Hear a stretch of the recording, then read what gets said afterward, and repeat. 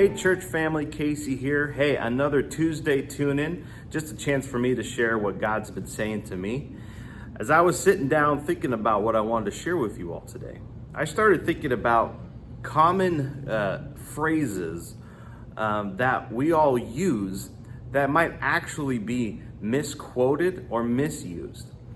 Well, first example I'll give you is, and I've been guilty of saying this, is we're going to nip it in the butt. Now, I have learned since then that it is now actually nip it in the bud. Like we're trying to nip it in the bud of a plant to keep it from sprouting, from growing further. But unfortunately, and I've heard others use this, we try to nip it in the butt. That would be strange and probably very painful for whoever that may be or whatever that may be.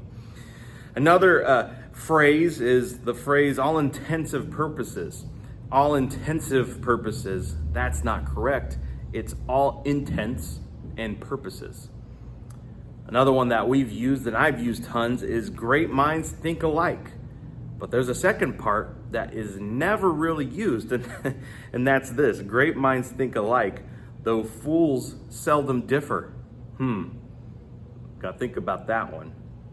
And even this is from scripture, one that's always used, is money is the root of all evil, when in fact it's for the love of money is the root of all kinds of evil, not just money, the love of it.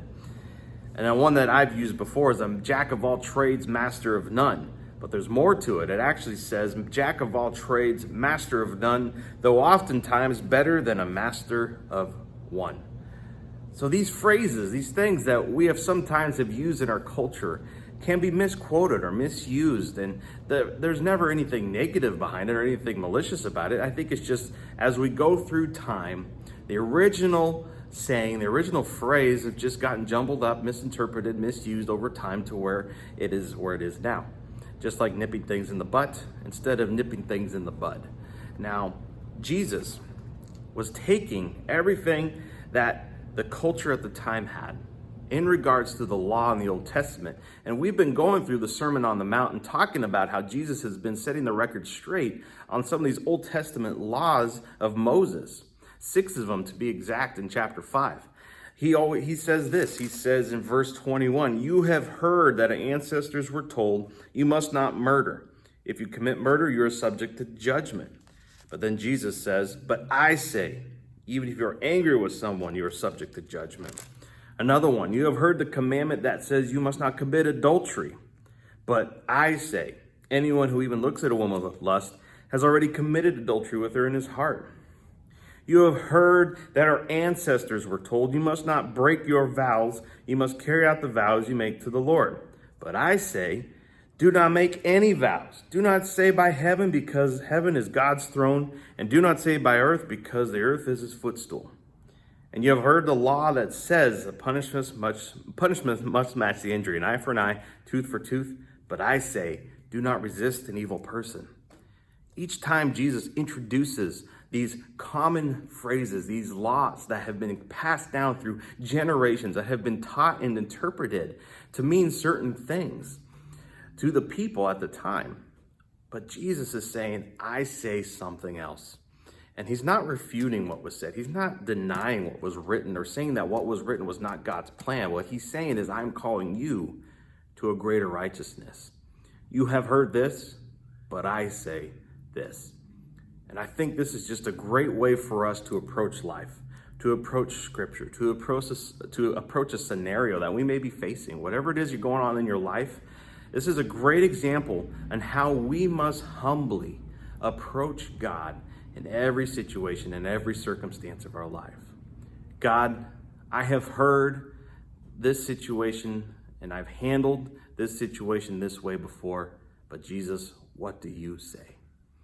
Or Jesus, I have read this scripture before, but what do you say?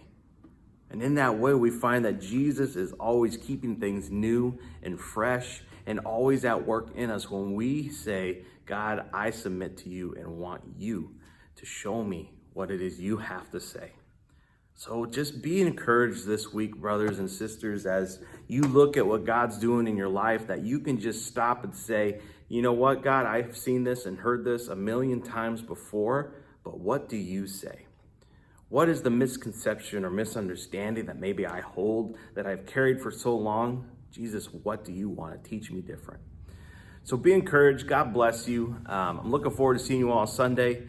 We got Bible study on Wednesday nights here at the office. We also have a few Alcoholics Anonymous meetings here as well on Tuesday evenings, Friday at noon, and Saturday for Women's Alcoholics Anonymous at 9. And also we are going to be doing a pray and play group. So if you are a parent and you have kids, Mondays at 10 o'clock here at the office, 825 Main Street. We're going to invite you all to come with your kids just to have a chance just to hang out together with other parents, pray together, and allow the kiddos just to play. We got a lot of cool toys here and a great space for us to use. So this is just an invite. If you're a parent and you have a kid and you just want to get connected with other families or other parents in our church, this is a great opportunity. So Mondays right now, starting this upcoming Monday, at 10 o'clock here at the office. So look for more details. Love chatting with you all, and God bless.